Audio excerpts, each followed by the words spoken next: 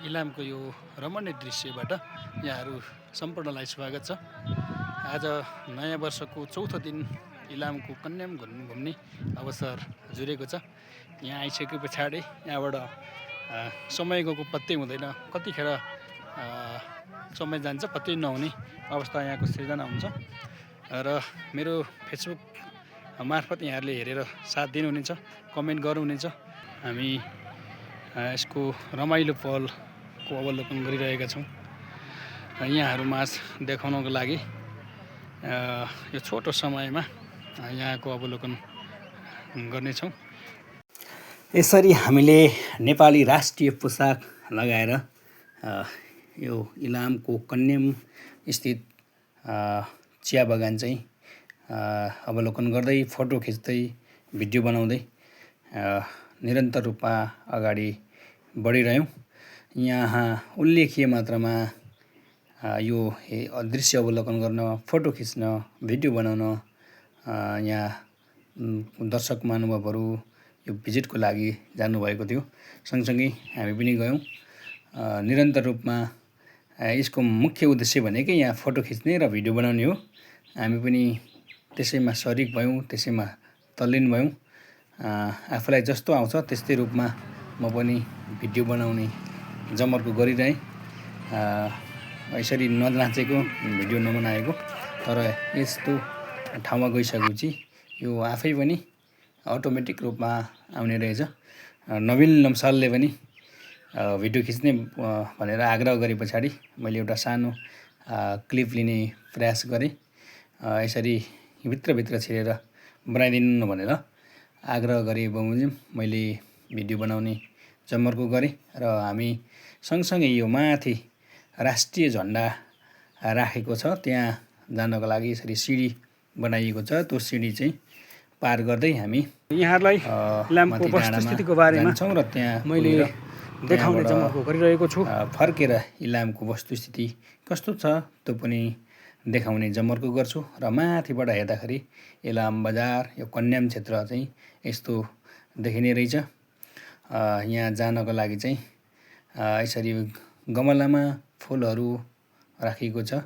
र यहाँ यो घुम्ने ठाउँ जहाँ टिकटक बनाउने, भिडियो बनाउने चाहनुहुने महानुभावहरूलाई चाहिँ यस्तो सिस्टम पनि व्यवस्था गरिएको छ, साउन्ड सिस्टम। सँगसँगै यहाँ म्युजिकल्ली घुम्ने एउटा बनाइएको रहेछ।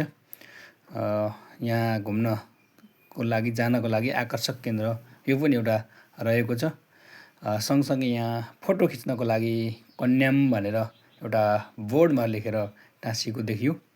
र यो सिडी निस्किने क्रममा यहाँको मौसम हेर्दाखेरि छिनछिनमा परिवर्तन भइराख्ने, एकैछिनमा घाम लागे जस्तो, अर्थात् एकापट्टि घाम लागे जस्तो र अर्कोपट्टि पानी परे जस्तो, कुहिरो आए जस्तो यहाँको मौलिकता नै यही रहेको छ। र यो डाँडामा पुगे पछाडि मैले पनि एउटा फोटो लिने भनेको थिएँ, तर भिडियो क्लिप बनाइदिनु भएछ। यहाँ सरस्वती माथि डाँडाबाट घुम्ने, यहाँको निरीक्षण गर्ने, यहाँको अवलोकन गर्ने, यहाँको प्राकृतिक सौन्दर्यतालाई महसुस गर्ने जमर्को गरिरहेको छु।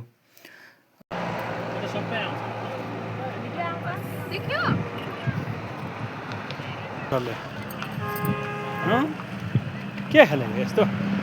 खालि यस्तो खेलेर हुन्छ?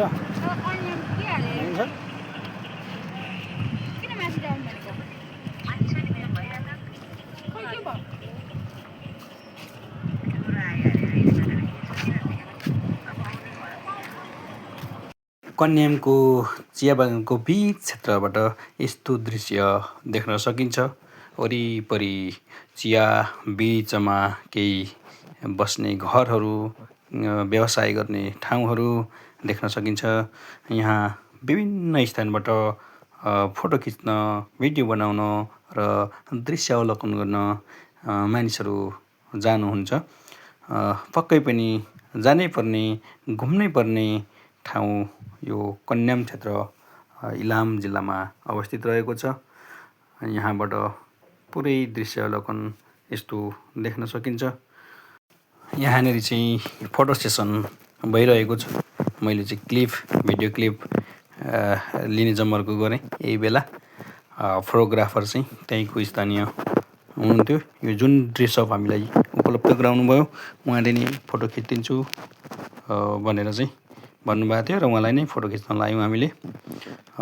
यहाँ हेर्नुहोस् विभिन्न ड्रेसमा सजिएर यसरी फोटो तथा भिडियो सेसन गरेका थियौँ।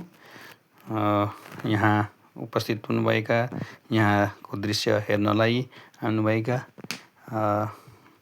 दाजुभाइ दिदीबहिनीहरू यसरी टिकटक पनि बनाउँदै हुनुहुन्छ, भिडियो पनि लिँदै हुनुहुन्छ। साँच्चीकै सुन्दर दृश्यहरू रहेको छ।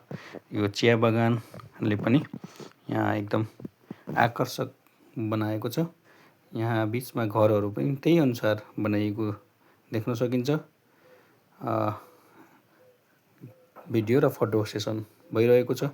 म चाहिँ आफ्नै तालमा यसरी उहाँहरूको भिडियो यहाँ भिजिट गर्न आइसके पछाडि, घुम्न आइसके पछाडि यहाँबाट फर्किने मनै हुँदैन। यहीँ बसिरहँ, यहीँ घुमिरहँ। तर अब समयको मध्यनजर गर्दै हामीहरू यहाँको बसाइ चाहिँ अब बिट मार्ने बेला भइसकेको छ। यहाँहरूलाई चाहिँ मैले सरसर्ती यहाँको वस्तुस्थिति बारेमा देखाउने जमर्को गर्नेछु। यहाँहरूले हेर्दै हुनुहुन्छ भन्ने आशा लिएको छु। धन्यवाद।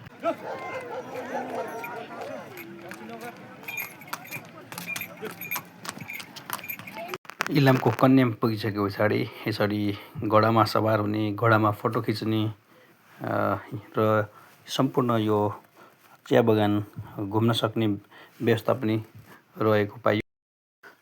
घोडामा सवार हुने डुल्ने पालो चाहिँ बाउ छोराको रहेको र उहाँहरू पनि तत्पर अवस्थामा हुनुहुन्छ। मेरो भिडियोलाई यसरी अन्तिमसम्म हेरेर साथ दिनुभयो। यहाँहरूलाई धेरै धेरै धन्यवाद दिन चाहन्छु। यसरी नै माया दिँदै जानुहोला। हस्, आजलाई यति नै। नमस्कार।